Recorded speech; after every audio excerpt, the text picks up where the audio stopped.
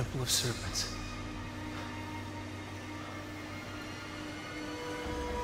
That's gotta be it.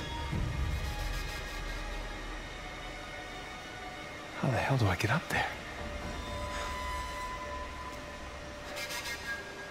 So, as you saw from the Uncharted 3 demo, the bar for production values in an Uncharted game is incredibly high. Everyone knows who Nathan Drake is, how he looks, moves, and sounds.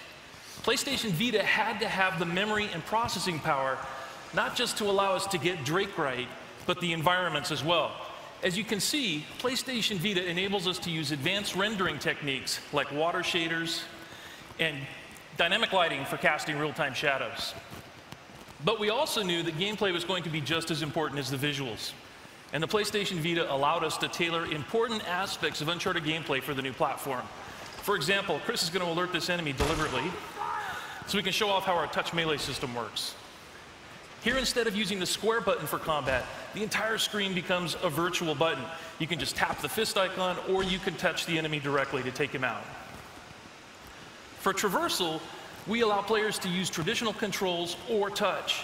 Here you can see that Chris is having Drake climb the wall by just using the sticks and buttons. We wanted to make sure that fans of Uncharted could simply pick up the game and play it using controls they were used to.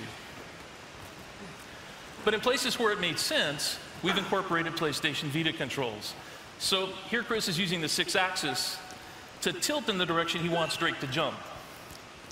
The great thing is, you're not go ahead and jump. There you go. The great thing is you're not locked into one set of controls or the other. You can tap, use the buttons and sticks, or combine the two. We kind of have a motto, play the way you want. Here's another example. While dangling from these ruins, Chris can either use the stick to swing or simply drag his finger across, and Drake will follow.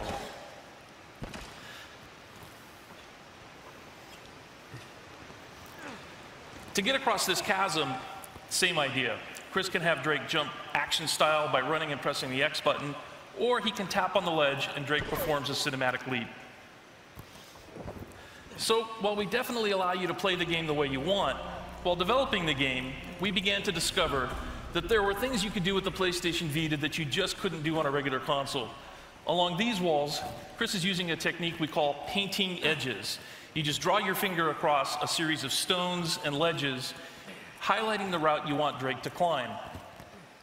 You're now guiding Drake in a unique and interesting way. Of course, while tapping edges to climb is fun, tapping an enemy to perform a stealth takedown is more fun. For core combat, we return to the controls that make Uncharted so much fun, starting with 2 dual analog sticks. We've brought over all of Drake's combat controls, snapping and shooting from cover, over-the-shoulder aiming, blind fire, and so on. All right, let me shut up for a second and let Chris play through this.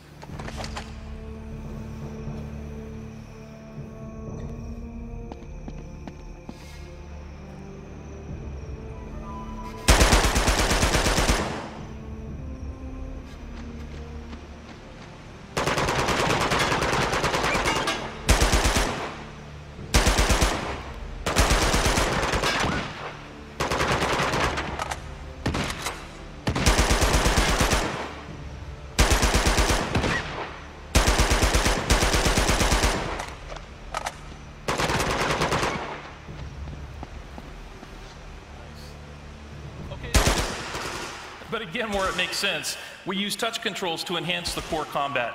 So for example, to reload, Chris can just tap the weapon icon, or to pick up a new weapon, he can either tap on its icon or the weapon itself. And now he's got a shotgun.